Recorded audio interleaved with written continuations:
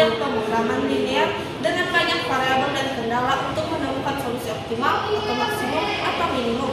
Nah, metode ini bekerja secara literatif dengan mengubah model matematika menjadi tabel, contohnya tabel simplex, dan melakukan operasi baris hingga solusi optimal tercapai.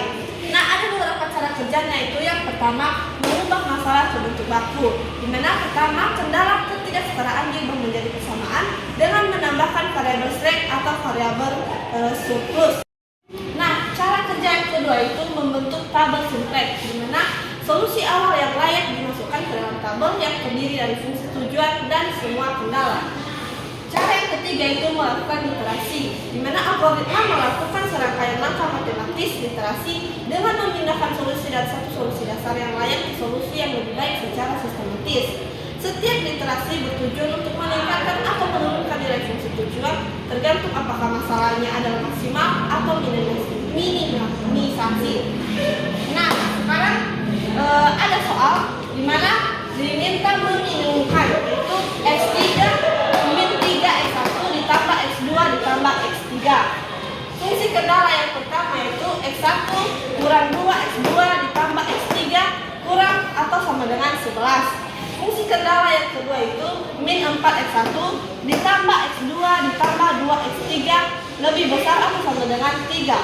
Fungsi kendala yang ketiga itu 2X1 dikurang X3 sama dengan min 1. Nah, pada fungsi kendala yang pertama, untuk mengubah menjadi persamaan harus ditambah variabel slack yang sekaligus digunakan sebagai basis pada tabel awal simplex. Persamaan tersebut menjadi X1 kurang 2X2 ditambah X3 ditambah X1 sama dengan 11. Nah, pada fungsi kendala yang kedua yang bertambah lebih besar atau sama dengan, maka harus dikurangkan dengan variabel surplus. Tetapi karena S2 bertanda negatif, hal ini tidak memungkinkan dalam metode simplex karena tidak dapat digunakan sebagai baris pada tabel awal. Untuk itu harus ditambahkan variabel artifisial X sehingga persamaan tersebut menjadi min 4X1 ditambah X2 ditambah 2X3 dikurang X2 ditambah X1 sama dengan 3. Nah, pada fungsi kendala yang kedua sudah dalam bentuk persamaan, tetapi harus dikalikan dengan min 1 dan menambahkan F2 untuk membuat konstanta di ruas kanan menjadi positif dan menyesuaikan bentuk standar pemrograman linear sehingga memudahkan perhitungan metode simplex. Nah, untuk itu persamaan pembatas ketiga di atas menjadi min 2X1 dikurang X3 ditambah F2 sama dengan 1. Nah, sehingga soal di atas bentuk standarnya adalah minimumkan Z atau fungsi tujuan sama dengan min 3X1 ditambah X2 tambah X3. Sehingga fungsi kendala tersebut menjadi fungsi kendala yang pertama yaitu X1 dikurang 2X2 ditambah X3 ditambah X1 sama dengan 11. Fungsi kendala yang kedua itu min 4X1 ditambah X2 ditambah 2X3 dikurang X2 ditambah X1 sama dengan 3. Nah, fungsi kendala yang ketiga itu min 2X1 ditambah X3 ditambah X2 sama dengan 1. Nah, sekarang kita masuk pada perhitungan baris Z, di mana Z sama dengan min 3X1 ditambah X2 tambah X3 ditambah 0X1 ditambah 0X2 ditambah X1 tambah X2. Setelah itu kita substitusikan variabel artifisial dari kendala. Nah, dari kendala yang kedua itu R1 sama dengan 3 ditambah 4X1 dikurang X2 kurang 2X3 ditambah X3. Dari kendala yang ketiga itu F2 sama dengan 1 ditambah 2X1 dikurang X3. Setelah itu kita substitusikan ke bentuk Z. Z yang pertama itu min 3X1 ditambah X2 tambah X3 tambah M dikalikan dengan 3 tambah 4X1 dikurang X2 kurang 2X3 ditambah X2 tambah M dikalikan 1 tambah 2X1 kurang X3. Z selanjutnya min 3X1 tambah X2 tambah X3 tambah 3M tambah 4MX2 dikurang MX2 2MX3 ditambah MX2 ditambah M ditambah 2MX1 dikurang MX3. Selanjutnya min 3 3 ditambah 6x1 ditambah 1 dikurang mx2 ditambah 1 kurang 3mx3 ditambah 0x1 ditambah mx2 tambah 4m. Sehingga Z tambah 3 min 3 kurang 6x1 ditambah 1 ditambah mx2 kurang 1 tambah 3mx3 dikurang mx2 sama dengan 4. Nah, sekarang kita masuk pada tabel penyebab awal. Dapat kita lihat di tabel ini ada variabel dasarnya yaitu Z, A, B, C dan X1, X2, X3, S1, S2, S1, R2, nilai kanan dan indeks. Nah, tidak perlu saya jelaskan satu persatu, bisa langsung dilihat pada tabel di atas. Nah, langkah yang pertama itu menentukan kolom kunci. Untuk minimasi, kita pilih kolom dengan koefisien Z paling positif. Nah, mari kita analisis baris Z yang ada di tabel di atas. X1 sama dengan 3 kurang 6M. Karena M sangat besar, maka 3 kurang 6M sangat negatif. Yang kedua, X2 min 1 ditambah M. Karena M sangat besar, maka min 1 ditambah M sangat positif. X3 min 1 ditambah 3M. Karena M sangat besar, maka min 1 ditambah 3M sangat positif. Nah, selanjutnya kita membandingkan X2 dan X3. Ini X2 dan ini X3-nya. X3 min 1 tambah 3M lebih besar dari X2 kurang 1 tambah M, karena 3M lebih besar daripada M. Kolom kunci sama dengan X3 nilai paling positif pada minimasi. Langkah keduanya itu menghitung indeks, di mana nilai kanan atau koefisien kolom kunci yang positif. Contoh baris pertama, 11 bagi 1 sama dengan 11. Baris B, 3 bagi 2 sama dengan 1,5. Baris C, 1 bagi 1 sama dengan 1. Baris kuncinya sama dengan C, di mana indeks terkecil yaitu 1. Dapat kita lihat pada tabel tersebut.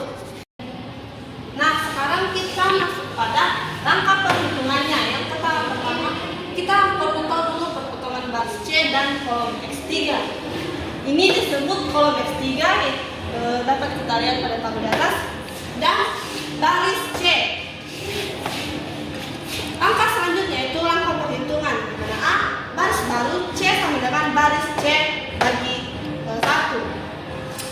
Baris baru A, baris A lama dikurang koefisien X3 di A kali baris pivot baru. Selanjutnya baris B lama dikurang koefisien X3 di B kali baris pivot baru. Selanjutnya itu baris baru Z baris lama dikurang koefisien X3 di Z dikali baris pivot baru. Baik, sekarang kita masuk pada tabel iterasi 1. Dapat kita lihat variabel dasarnya Z, A, B, C dan juga X1, X2, X3, S1, S2, S1, S2 nilai kanan dan juga indeks. Nah, yang pertama kita analisis iterasi satunya, di mana kita mengecek optimalitas atau minimasi apakah semua koefisien di baris Z lebih kecil daripada 0. X1 1 positif, itu tidak optimal karena hasilnya positif. X2 min 1 ditambah M positif, karena M lebih besar itu bernilai 1 daripada min 1, maka ini tidak optimal. S2 M negatif karena M. Nah, masih ada koefisien positif. Setelah itu kita mencari kunci kolom baru, di mana kita dapat bandingkan X1 sama dengan 1, X2 sama dengan min 1 ditambah M. Sangat besar karena M bernilai 1. Kolom kunci kita masuk pada indeks baru yaitu baris A dengan 10 dibagi min 2 sama dengan min 5, negatif atau hasilnya tidak valid. Baris B 1 bagi 1 sama dengan 1, maka ini hasilnya valid. Baris C 1 bagi 0 tidak terdistribusi. Baris kunci sama dengan B, indeks sama dengan 1, elemen pivotnya itu. Nah, dapat kita lihat tabel di atas di mana kolomnya itu X2 dan barisnya itu B. Nah, langkah perhitungannya baru B sama dengan baris B dibagi 1. Baris baru A sama dengan baris A lama dikurang min 2 dikali baris B baru. Selanjutnya baris C.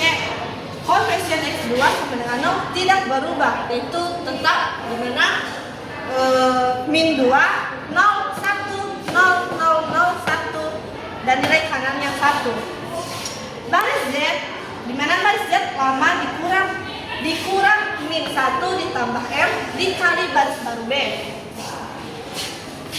Selanjutnya, inilah tabel setelah kita melakukan langkah-langkah perhitungan tadi, di mana kita bisa menganalisis iterasinya, di mana baris Z 1, X2-nya 0, X3 0, S1 0, S2 min 1, R1 1 kurang M, R2-nya min 1 kurang M. Nah, untuk minimasi optimal jika koefisien kurang dari 0. Nah, bisa kita lihat di X1 ini masih ada nilai yang positif, jadi perlu dilakukan iterasi lagi. Nah, baris indeksnya yaitu baris A sama dengan 12 bagi 3 sama dengan 4. Baris B 1 bagi 0 sama dengan tak terdefinisi. Baris C sama dengan 1 bagi min 2 sama dengan 0,5, di mana hasilnya negatif artinya tidak valid. Baris kuncinya itu sama dengan A. Bisa kita lihat tabel tersebut, di mana tabel iterasi 3 ini baris baru A sama dengan baris A lama dibagi 3. Baris B sama dengan koefisien X1 sama dengan 0 atau tidak berubah. Baris C sama dengan baris C lama dikurang min 2 kali baris A baru. Baris Z sama dengan baris Z lama dikurang 1 dikali baris A baru. Nah, hasil perhitungan dari langkah-langkah tersebut, inilah dia di mana pada tabel iterasi ketiga. Nah, seterusnya kita analisis tabel tersebut, di mana semua koefisien di baris Z yaitu X1 0, X2 0, X3 0, S1 min 1 bagi 3, S2 min 5 bagi 3, S1 5 bagi 3 kurang M, R2 min 2 kurang M, dan nilai kanannya itu. Untuk minimasi semua kurang dari 0 atau hasilnya optimal.